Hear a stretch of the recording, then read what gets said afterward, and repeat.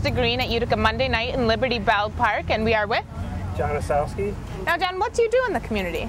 Well, I am recently returned again. I guess I'm just a person that's a longtime resident, and I consider this place home.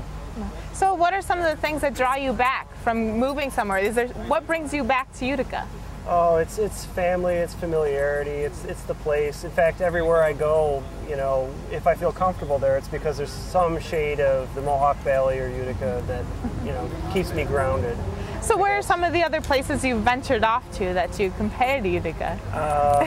Well, I can't compare anything to Utica, but some of the places I've been are North Carolina. I've been out to San Francisco, California, Portland, Oregon, most recently.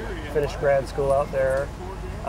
So I've kind of traveled around the country a bit, and I keep coming back. You know, no place like home. You actually did a documentary that came out this past fall that had to do about Utica. What is this? Well, the documentary was basically about how strategies that support sustainability can also support community. So what's good for the planet can be good for people, and what's good for people can be good for the planet.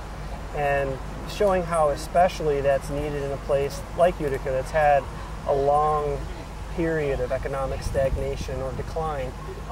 That's almost like an essential way of coping with the social and economic environment that you're in, and it's also good for the natural environment, which this place is abundant in. So, yeah, it was a long process to do that film, and I'm finally glad it was born last year. Well, that's good. Well, I mean, that makes sense of why we can meet you here tonight, especially with the affiliation with Rustic Green. Right. I mean, that's something that might be right up your alley. Yes, I think there's more things like this need to be happening around here, and I love the concept. You know, don't think rust anymore, be green, and that's a way forward, I think.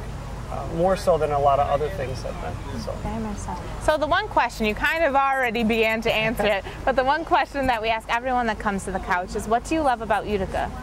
Well, like I said, you know, there's no place like home. I've always felt at home here. I've always come back to visit. I've always returned. My family's here. I think that's a big piece of it for me.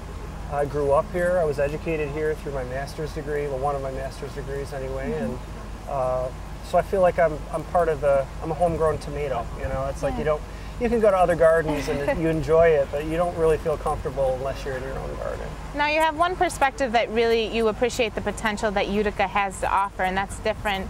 So what do you say about the people that say there's nothing going on in Utica? Utica is kind of dead, or somebody turned the lights off on Utica, which is a common phrase. What do you have to say to opinions like that?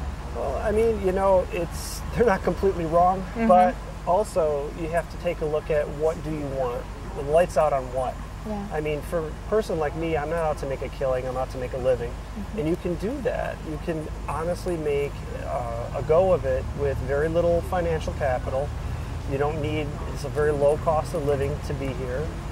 If you practice voluntary simplicity, which is another kind of green strategy, you can do a lot of amazing things in a smaller, slower paced community that isn't completely divorced from access to larger cities like New York, Montreal, or even Albany and Rochester, Syracuse, certainly. So if you think regionally and you think on a different scale and you have more modest expectations but more high expectations in terms of family and community and people, I think the lights aren't out at all. You're just turning the lights on here. Well, that's why we like to bring our couch around. Maybe we need a lamp. That's our next addition to our setup. But so thank you very much for being on the couch, and thank you for coming back home to the community. Thank you very much. Thank you. Nice to meet you. Nice to meet you too.